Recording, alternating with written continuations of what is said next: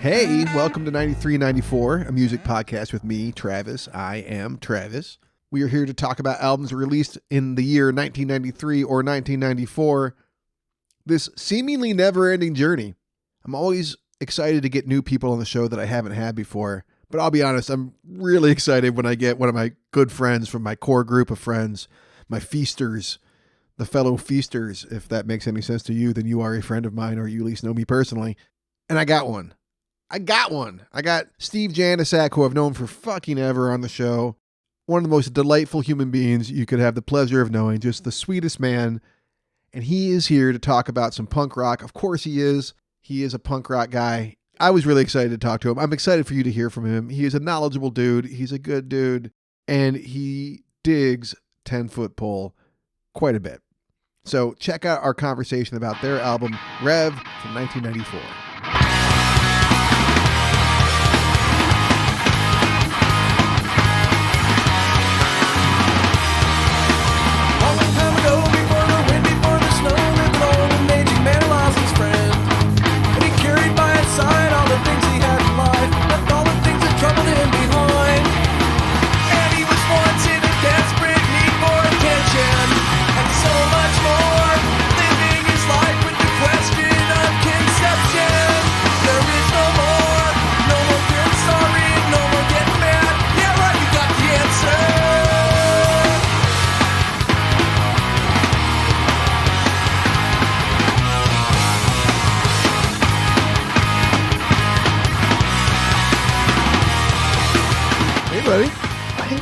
How are you? You're in your underground cave of wonders. I can tell. Yeah. Well decorated. Oh yeah. How many skateboards do you own?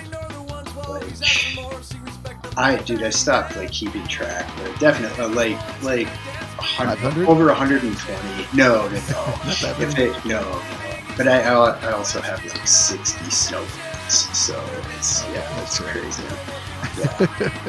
I never intended it to get that way, but once you start collecting something, it's hard to stop. Yeah, it really is. And in fact, I should grab it, put it on the wall. But I have I got it probably 6 months ago. I got the 10-Foot Pole Rev board that they put out, that People of Punk Rock Records put out. Yeah, and that of course is the album that we're doing today, which is perfect. Yeah, no, because that was the thing about that album, was the cover art. I thought it was so cool. Even before I ever heard them or knew what they were, I remember seeing the ads for it in Thrasher magazine and being like, what is? I thought the band was called Rev, because there was another band called Rev around that time that I had heard of. And then I was like, oh, this band Rev and this album 10-Foot Pole, what is it? It's on Epitaph, but what is it? And then the punk rock, what was that? The Punkorama came out, and it was My Wall was on there. And that's how you got into them, was through those. Yeah, well, yeah, it was I think that I wanted to know what it was all about, and then Punkorama came out, and I was like, what? This song is amazing. I feel like it was one of those times where, because I did this all the time, I begged people and paid them to drive me to discs and tapes when I was a freshman. So I could record store in our town. Yeah, or go to it's discs and tapes or up to Cannibals, the other one. Cannibals was the shit, dude. That was such a. They were both fucking awesome. We were really lucky to grow up in a town. We're already getting into the album, which is fantastic, but I do always try to start a new episode with, especially when it's a friend who's on for the first time, talking about how we know each other. So how do you and I know each other, Steve? Speaking of the town we grew up in. Since 6th grade, because I was a Lakes kid, you were a Village kid. And correct. Yeah. The elementary schools we went to. So then we met it. Yeah. I mean, I know that we had classes together, I'm sure, but I don't remember most of that, but I don't remember most of my life. Yeah, we're getting to that age. Yeah, but no, I remember I don't know. It was like there was the kinship with all of the dudes that like really got into music at that time, that were really into music. That's where like I feel like a lot of was the middle school years, you know, like Pearl Jam came out and Nirvana came out when we were in 6th grade, and that's like, shit. I mean, that kind of steered a lot of us. Yeah. Sure. And then we all got into punk rock in the friends group. I don't know. Yeah. I had like maybe like 1 or 2 people in my life tell me, like from outside of our town, tell me that like people called our high school punk rock high, and maybe that's true, but I certainly called it that because we were a pretty punk rock like focused bunch of 90s kids through like multiple grades, even not just our friends group in our grade, but like it trickled on through like the whole fucking school, it seemed like. Oh yeah, it was. I thought it was really cool that like our class was super punk rock heavy. I mean, you had you had the posse, you had the Cock and Balls crew. Our crew, you know? right. Yeah, I mean, we literally used to like. I look back at it now, and I used to roll to those shows like 30 deep. You know, there was literally like walking out of Clutch Cargo's yelling "smoke a joint" from the top of the stairs after a show, trying to find everybody in the sea of people, and then hearing a whole bunch of dudes yell "drink a beer," which was hilarious because I was a straight edge kid. And that's how I found my friends, like chanting that. But we just yell stupid shit and respond to it, call and response. But I mean, that was that was true. You know, we wouldn't even necessarily have to go together. Like we'd all just go to a show and be like, oh, there's our guys. Like there they all are. And that was like at 16, 17 years old even. Like we weren't that old. 100%. But we had like that big group of punk dudes. Yeah. And then I felt like class of 99 had a few kids, and you know, and then 2000 had a bunch of kids, but then the 2000 and the freshmen, when we were seniors, their punk crew was huge. Like Scotty May and all of those kids. We were friends with all those kids even as seniors. Like we were friends with everybody. Yeah, it was huge. We were pretty lucky. Yeah. Punk rock idyllic high school. Yeah. Yeah. It could have been worse. It definitely for sure have been worse. So 10-Foot Pole, I remember this album. You and I saw each other recently at a yearly event we go to called The Feast, and we saw a friend of ours who we hadn't seen in a very long time, Keith, there. Yeah. And this is one of those Keith albums to me because I was in a band with Keith, and whenever you're in a band with somebody, if they're the drummer, that's where you have practice, you know? So we would spend a lot of afternoons over at Keith's house and listening to this album. And and ordinarily on the show, like an album that I didn't own growing up, I'll pick my favorite song on the album, but I won't do like the underrated track or like the least favorite, except for the fact that I know this album so well, listening to it like 20 years later, like I'm able to fucking sing along with it. And I'm like, okay, this is still an album I know really well. So I'm comfortable making those kind of calls. But yeah, I'm curious about you, man. What's your favorite song on this album? Dude, that's a tough one. Like, cause it starts out so strong with Never Look Back, but like My Wall, that was like the first song that I heard from them.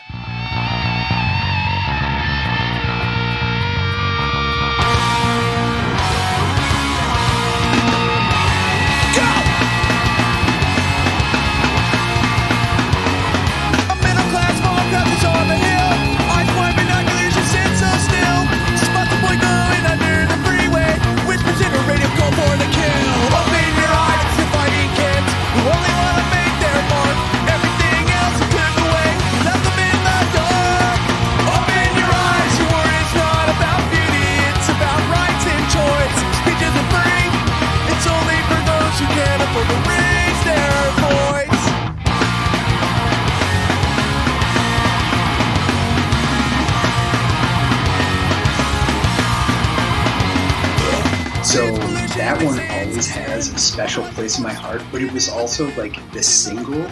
So I felt like, well, that's my. This is like 14-year-old me. Like, that can't be my favorite song. That's like, that's, you know, that's not allowed. I have to pick a deep the big cut, single. You know? The big single that everybody knows because it's such a huge album.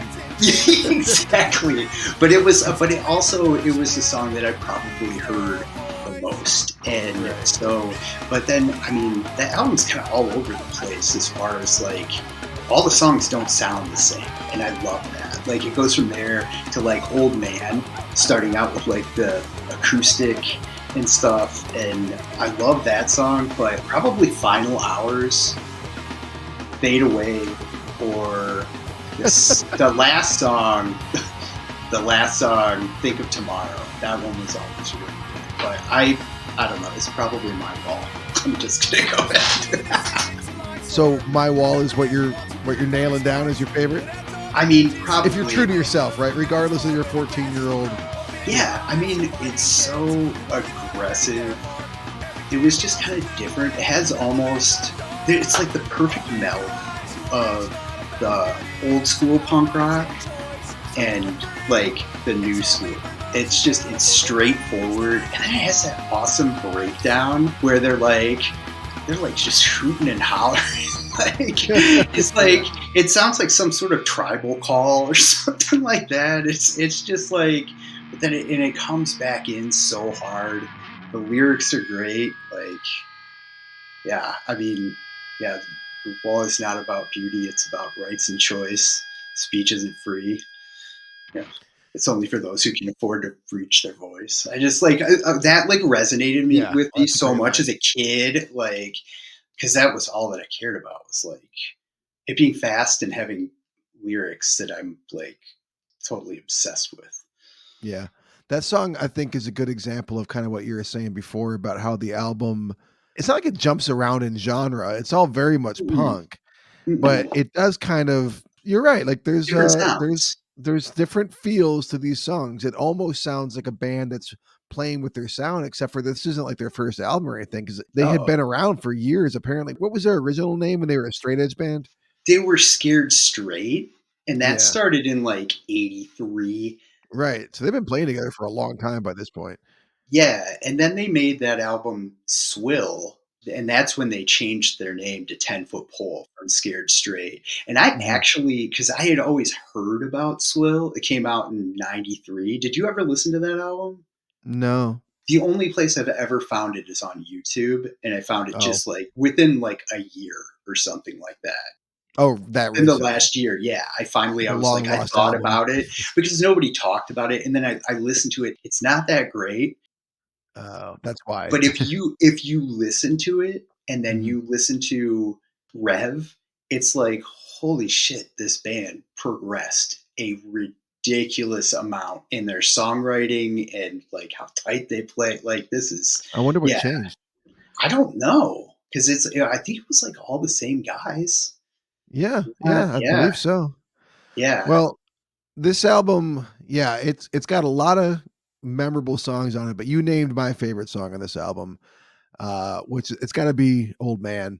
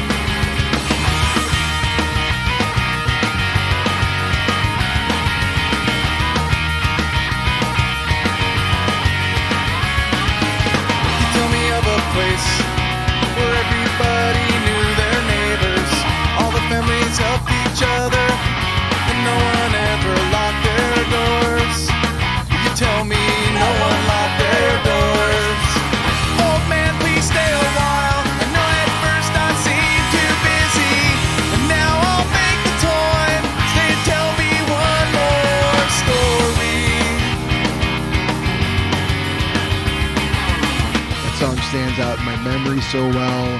I tried to pretend like listening to the rest of the album, like I was like, maybe I could find a different one, like, but no, it's still the same song since when I was a kid. That's still the one that stands out to me the most. And actually the lyrics are just way more poignant now, way more striking, and way more nostalgic and sad. But also like, I'm old enough now, today when I was right? But also I'm old enough now that I can listen to it and like do the math and be like, so he's probably talking to someone that when he was a kid fishing, he would have been like in the 20s or 30s, you know, the height of Jim Crow. Not a great time for a lot of people. Yeah. But it doesn't matter of perspective and feel when it comes to like what safety is and what we're nostalgic about and like what the ideal time was, or, you know, when America was great, if you will. So it's just, but it's such a sorrowful song about what's lost, you know, this whole bit about like once the trust is gone. It's really cool. Yeah. Yeah. I feel like, and I don't know exactly who wrote most of the lyrics, because I feel like the lyrical style on that album just, I mean, when he started Pulley a few years later, like all of that stuff, like the lyrical content seems like it's written by the same person. Like, I don't know how. Yeah. So that would make me think that it was Radinsky. Yeah. But I don't know that. I mean, yeah, Old Man. I just remember I had it on like one mix, and it was like the best song. It was like, it was a favorite. You're always big on your mixes. Oh yeah. Still, right on. I'm about to like get rid of Spotify, and I've got like 15 years worth of mixes on there. You know, I know. I thought about it recently too. I'm like, I don't know if I can leave it just for that reason. I got so many playlists I've been literally using for like a decade or more. But one last thing about Old Man is that, like, to reiterate your point about how varied it is in style, it's clean. I don't think there's any distortion in the whole fucking song. No. It's almost not even a punk song. It's almost like if you took the song and removed it and just dropped it in the middle of that era and said, this is, indie rock. A lot of people wouldn't have batted an eye, you know?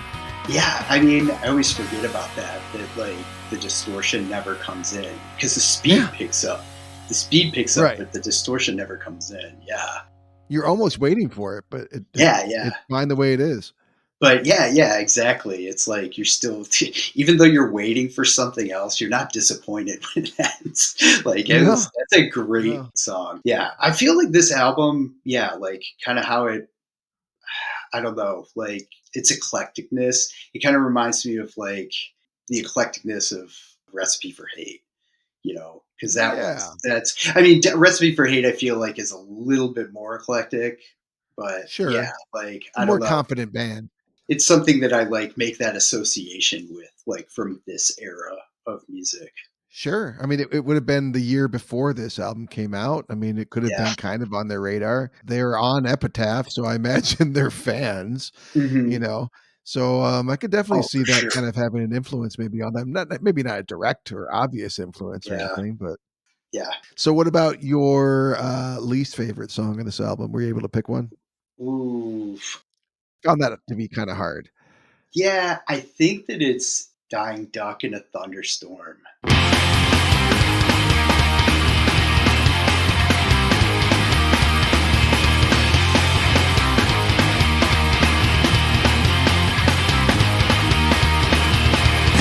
The warning, saw the signs.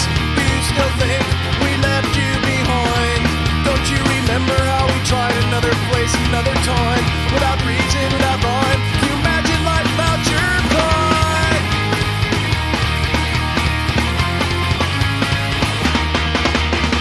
You got back me with, you got back me with, you got back me with those puppy dog eyes. You got back me with, you got back me with. Oh yeah. I mean, well, there's like Pete's Farm, which is just chickens clucking. Or that's like yeah. But why did they do that? I don't know. But the name of that song, "Dying Duck in a Thunderstorm," just makes me so profoundly sad. Like, even just the name, it's just such a sad name. It brings a great image, like great image, a clear image to your mind. But like, man, it's just a bummer. I'll still say it once in a while, like when people ask me how I'm doing. Like, usually at work, they're like, "Hey, how you doing?" Dying Duck in a Thunderstorm. They're like, I get a lot of like weird looks, but people expect that kind of shit from me. So, but it's Yeah, it's very vivid, very vivid. Yeah, but I just don't like the. That's another one that doesn't have distortion. Yeah, you're right. Yeah, but I just like the puppy dog eyes lyric over and over. It's just annoying to me. So I can see that. I can see that, thing. the puppy dog eyes thing. Yeah, I mean, yeah, I like it fine. It didn't feel like it okay. fit with the rest of the album. I'll say that. It does feel like, whereas Old Man blends in perfectly well, and I almost didn't even notice for a long time that it was clean. You're right. That one sticks out a little bit more. But since it's the last song, I always kind of felt like it kind of got away with it a little bit more, I guess. But I see your point. I mean, and partly like... Well, Think of Tomorrow is the last song. Oh, no, you're right. I'm sorry. Yeah, because it ends on like such a high note. If it would have ended on that, we wouldn't even be talking about this, right? I'd still be jaded. Yeah, that would have been a terrible way to end that album with that song. Yeah. Well, but when you're talking about an album that you love and you're picking like your least favorite song on the album, a lot of times it does kind of end up being something so weirdly specific. Like, okay, that part is like repetitive to you, and that's what ultimately kind of turns you off with the song, and like whatever it takes. So for me, my least favorite song on this album is not a song that like I dislike. I don't think it's a bad song, but I gotta go with Broken Bubble for a similar reason. Not that it's annoying exactly or repetitive, but that guitar line, that every fucking time I want it to go, no retreat, no surrender. You know, I want to fucking resolve. I'm like, no one told them. No one told them. This is No Surrender by Bruce Springsteen. Like.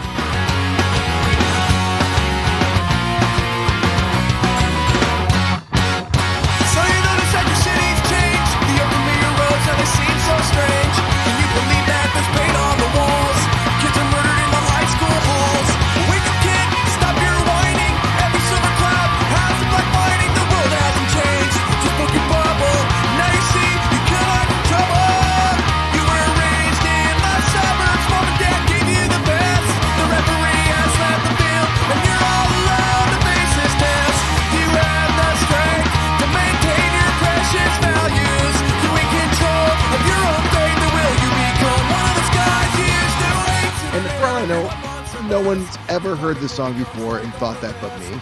You know what I mean? Like, I don't know if it's that close, but for whatever reason, every single time I hear that song, I need to compare it. Yeah.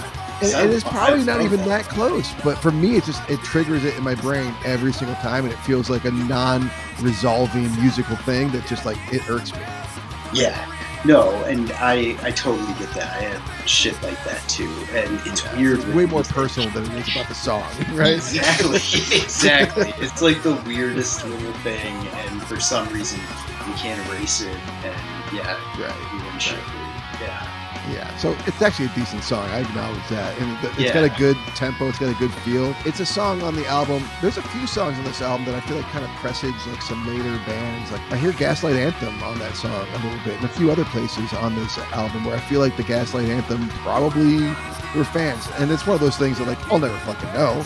I'll never know what the influences of them are, but it's fun to kind of play that game sometimes. Yeah. I felt like, I don't know. I was surprised that they didn't get as big as I thought they would for that era. And I know that probably had to do with touring, you know, because Radinsky didn't tour. He couldn't. Yeah. Right. Couldn't do it. Yeah. I never got to see him. Did you? No, I never got to see him live. But while we're kind of talking about, you know, things that are maybe not the greatest about the album, I do have a theory. Because a reason that I like the band but never owned the album is that I think Scott Radinsky's voice is kind of touch and go on the album. There are times where he's perfect and dead on, and there are times where I think he sounds like he's really strained and really trying really hard and not quite getting what he wants to be done. And sometimes in punk, that's just fine.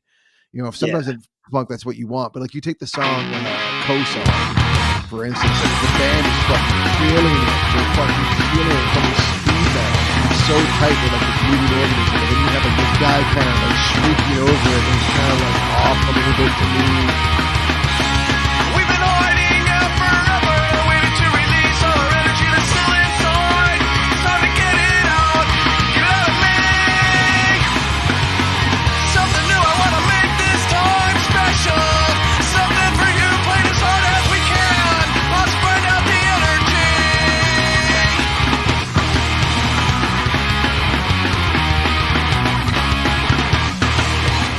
the most clear example on the album, but I don't think that Rudinsky was at his height as a singer in this album. I think the band was, but I don't think that he was. Oh, they were incredibly tight, but yeah, he I mean, listen to Swill.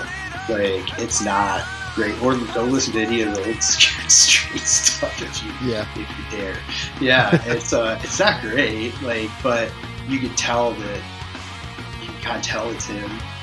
You know, I don't mean it's horrible or anything. No, but I mean, but what he went on to do, like, right? Yeah, he like, improved I mean, dramatically by Pulley. Oh yeah, and I mean, holy shit! Like, those albums just keep getting better. Like, those guys are.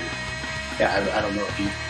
I never really followed him because, you know, again, like, I didn't have this album. Part of the reason was that, like, for a lot of my friends, they were like, you know, a lot of our friends were baseball guys. And Scott Rudinsky played for what's the team? The Reds, I want to say.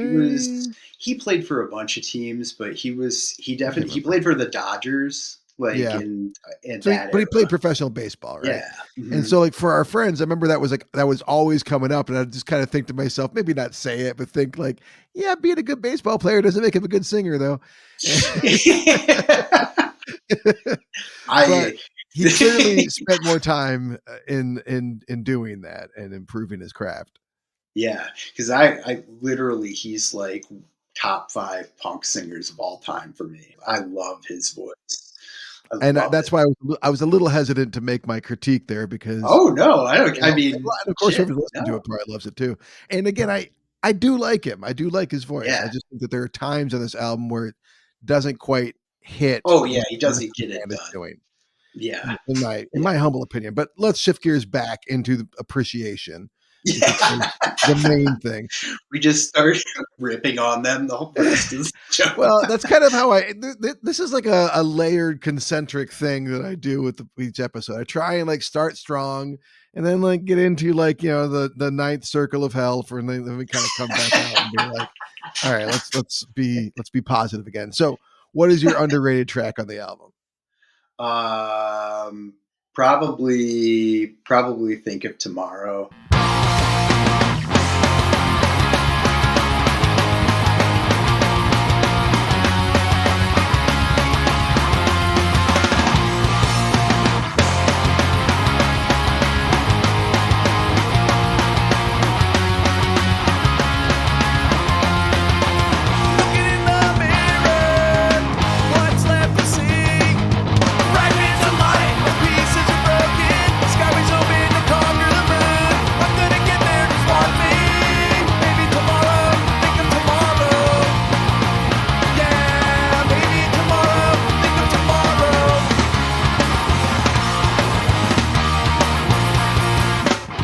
Okay.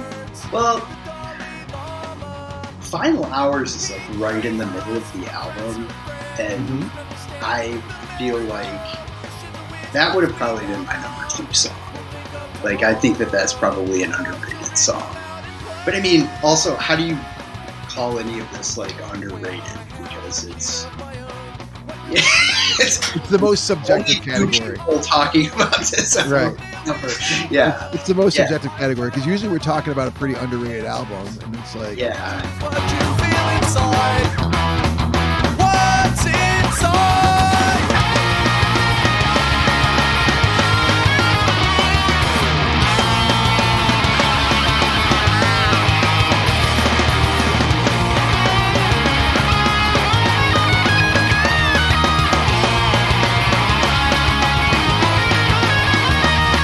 I mean, I feel like this album is underrated for its time. Like, I mean, but it came up again.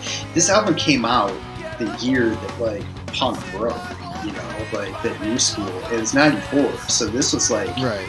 Yeah, like this came out like probably like when did Punk and Trouble come out?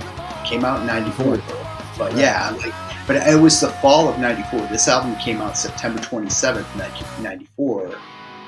That's like Rancid, Let's Go. That's Offspring, Smash, right? All and just a year or two away from Dude Ranch. Yeah, which would change which would be like, okay, now we're going like this is pop music. This is like the mainstream now. So this definitely could have been a big thing, and it just wasn't. It wasn't our crew. Yeah, but it just didn't make a. But on the other hand, you know, you look at the Spotify streams of this band, and they get the same as Lagwagon, who is for me like on Mount Rushmore of punk. So, for sure, it's not like they're not remembered. Oh no! Well, they have like a huge following in like South America and Europe and like Japan. Like the places that like this kind of punk rock is still fucking huge. Like it's like big. That's great. And other places, like Brazil and shit, and like down in Argentina. I didn't like realize that it was that, but cool. I mean, I follow Pulley on Instagram, and they post pictures of them at like big shows all the time. Oh, cool. For my underrated, I picked the same song. I picked Final Hours, in particular because of that outro. Yeah. I love the outro is so cool. Like the rest of the song is badass. I mean, it's cool. But when that outro kicks in and like they get that kind of like that row, row, row your boat round of singing and like screaming and like a corporate suck ass and all that kind of stuff. It's so cool. Like it's just such a good vibe. It's just, I could just see the circle. You know what I mean? I can see, this is when all the dudes like they kind of hunch over and now they're all going to like go to like an actual circle. And you know what I mean?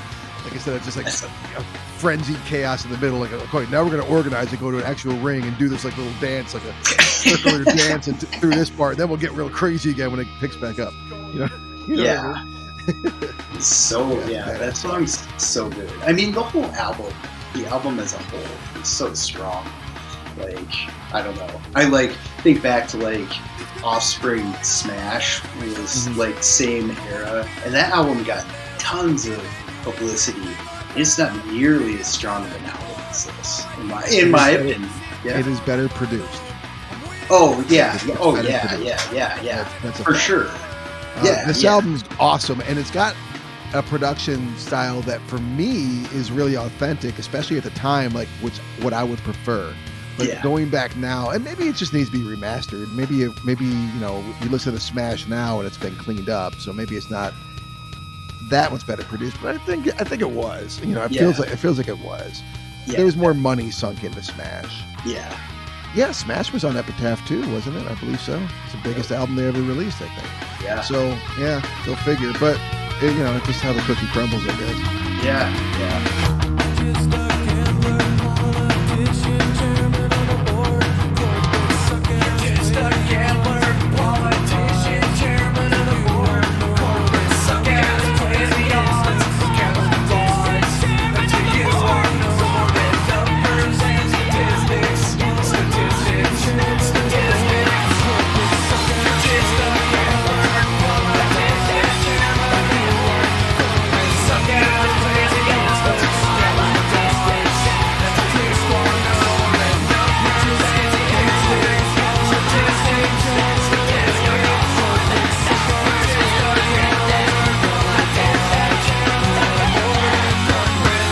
I feel like I remember just walking through the high school with my headphones on and listening to it so much. Like I often go back there to that, just bobbing my head and like walking from class to class because I was just so obsessed with it. That and Bad Religion, just like back and forth. That's why I do the podcast in a lot of ways. You know, like the music that was the soundtrack of your life when you were first really becoming self-aware of who you are and what you are, and like experiencing the things that you would have as some of the most vivid memories for the rest of your life. Like that stuff's gonna fucking stick.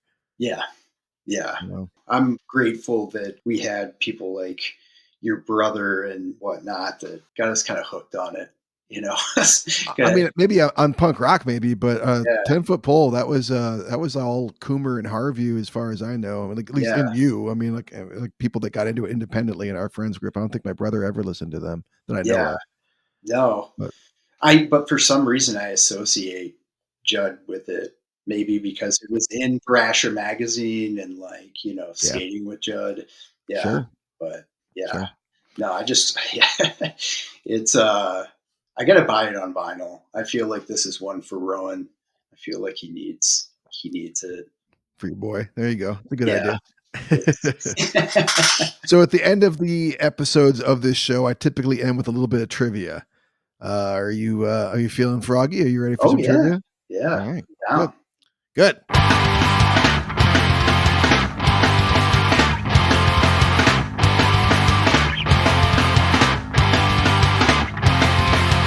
Cool. So here is the trivia that I've arranged for you. I like to try and pull something from the album whenever I can. And sometimes it's really obvious and sometimes it's less obvious. This time I went for something maybe a little less obvious. I was like, you know what? Fade Away is a super generic name for a song. Not a judgment. It's just like, how many songs possibly can there be out there already with the name Fade Away that are a different song and not a cover? Right? There's got to be a whole fucking bunch, right? So I've got a list of artists for you, artists and bands. I'm going to give you the artist. You give me a yep if they've done a version, their own version of the song called Fade Away, specifically called Fade Away, no variations, just Fade Away. Yeah. And so, yep if they've done it, nope if they didn't. Okay. All right? I'm ready. All right. We have The Boss, Bruce Springsteen. Yeah, for sure. On the River. Yes, correct. You did. Yeah, bonus points if you can give me the album. Oasis. Yeah, didn't they have a song like? They wasn't did. that their big one? Maybe. Yeah. Yeah. I never listened know. to that band. I never bought one of their albums. I heard their, I know their songs from the radio and whatnot. It's a huge album from 1994, so someday I'm probably going to spend a bunch of time with it. But yeah, man, I'm largely ignorant. Mineral. I feel like yes. That's incorrect. No, really? I just kind of feel like they would. Yeah, totally. Rolling Stones. Yes. This was where I really got tricky. They have a song called Not Fade Away. Not Fade Away. But I feel like they have quite a few lyrics that might say Fade Away. That's also why I picked them, because they're the kind of band that would like be able to take something that prosaic and common and make it sound like they were the first ones to ever write it. Yeah. You know what I mean? Yeah. Mm-hmm. Bad Company. Sure. Correct. Okay. On Running with the Pack from 1976. I'm not familiar with that album, but it sounded like a Bad Company title. Belle Biv DeVoe. Belle Biv DeVoe. No. You are correct, sir. They did not have a song called Fade Away. Zzz Top, also known as ZZ Top. Top? Oh, yeah. Zzz Top. The Texas kids. Yeah. Sure. Yeah. I feel like they had a big catalog. They had a big catalog, but none of them included a song called Fade Away, I'm afraid. Yeah. We Came as Romans. I don't listen to that band. I know that they're Equal Vision band. Yeah, they're an Equal Vision band. Yeah. Wait, are those the ones that are from Troy? Are they from Michigan? I have Did no their idea. singer died or something? I don't know. All of those titles sound the same to me. The screamo type. A sentence, a sentence is a band name. Yeah, with a historical reference or something. Yeah. Fade Away. No, I feel like if they were going to title a song, it would probably be like a longer title with Fade Away in it. I'm sure they usually did, but they had a song called Son Fade of a Away. bitch! All right, last one. Braid. Man, Braid's got such a huge catalog, and I don't know. Yes? I'm sorry, they do not. I was thinking. You did pretty good. You got almost half. Almost half, yeah. I don't I'm terrible with song titles. Or I'll remember. You didn't have a chance, so that was 50-50, really. Yeah. You might know one or two of them, but How are you with that? Do you remember, I'll remember the names of songs from seeing it on the back of the album or whatnot. Then I won't remember which one is which. I think that if I had played this game, if you had done this to me, I would have done as well as you or worse. I am really bad with songs. Really? Yeah. There are some of my favorite albums that if you had a gun against my head, I could sing the song to you, but I couldn't tell you the name of the song. You could tell me what album it was on. Oh, 100%. Yeah, but that's part of it. Like, Man. I've talked about it, albums from the era, that was a big part of it, because especially if you're listening to it on cassette or CD, especially on CD, because you never had to like go back and flip it over at any point. You just kind of put it on, and it was just on. You were listening to that album. I learned track numbers. Yeah. You know what I mean? I'd be like, oh, that's track 8. That's my jam. But like, I didn't know the names for a lot of songs for a long time, and I still struggle with it. Yeah. I forgive myself though. Yeah, I can never think of the name of the song, you know. Yeah. It's just, I'll know it when it comes on. I'll know what album it's on. Know the lyrics, but yeah. Oh yeah. That's part of how the brain works, I guess. I guess. Well, Steve, I told you before it'd be a big deal for me to get you on the show. You're a big get for me, so it means a lot to me for you to. Dude, I'm stoked. Come on. Thank you so much. No, seriously, let's do this again. Thank you for having me. This will be fun. My brain is melted from the day's work and whatnot.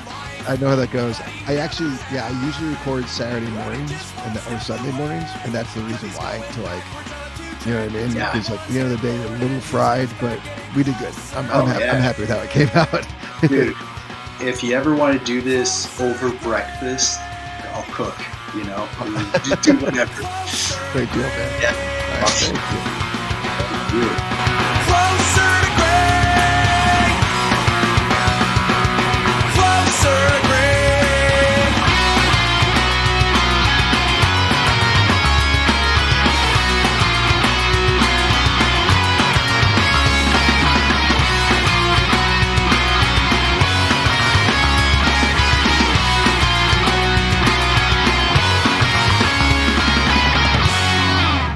I thrive on nostalgia, and when I get to dig into an album that was there for the formative years, but that I hadn't really returned to for a long time, and I get to do that with one of my dear old friends for the first time on this show, man, that's the good stuff. Makes me very happy. So thank you again, Steve Jandasek, for coming on the show and talking about Rev, the album from 10 Foot Pole. You too, person listening, you are welcome on the show. There is like zero criteria that I'm looking for other than people that have an affection for an album that came out in the year 1993 or 1994, and it's an album that I haven't already done before.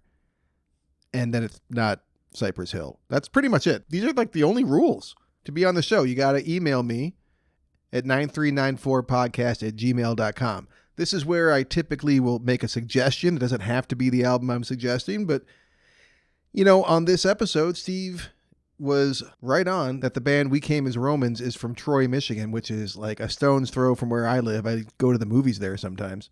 It's more than just a movie. It's a big night out, in fact.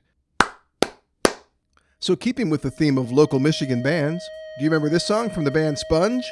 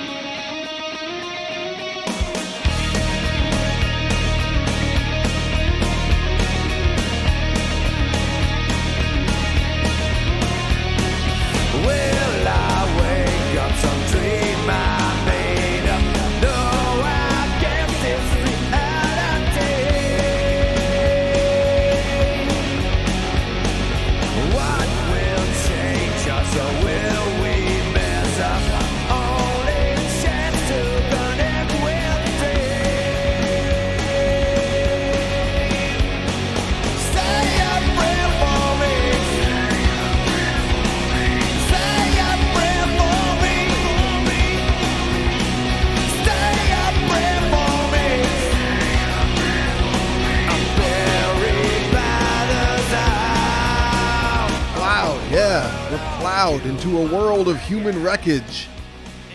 Yikes. That is fucking grim. I had this cassette. I definitely remember this band pretty well. I saw them live back in the day. They play regularly still around me. I could see them again if I wanted to. I don't know why I haven't. There's only so much time in the world, I guess. If you want to come on the show and talk about Sponge and their 1994 album, Rotting Pinata, drop me a line. 9394podcast@gmail.com. You can also find me on Facebook, which I check a little less often, but I'm there. You can contact me there. Or you can email me. Tell me hi. Say hello. Tell me what you think of the show. That'd be cool. I am always looking for people to rate and review the show. That would be nice. It's been a long time since anyone's done that, to be honest. If you're a regular listener, it would be appreciated. And often at the end of these episodes is where I'm most personal, I guess. Not that the show is impersonal or anything, but this is sometimes where I'll tell you what's going on with my life. So I will tell you that, well, Valentine's Day is coming up, and my new girlfriend is taking me to see Disney on Ice, which I don't think I've ever done before. She requests that we wear the Mickey Mouse hats, so my bald ass will be wearing a Mickey Mouse hat, and I'm excited. Honestly, I am. She's great. Things are going good in my life. They're so good, in fact, that I'm going to put on Mickey Mouse ears and go see Disney on Ice. So that tells you something, I think. So that's the personal bit for me today. I hope things are going good in your life. Take it easy.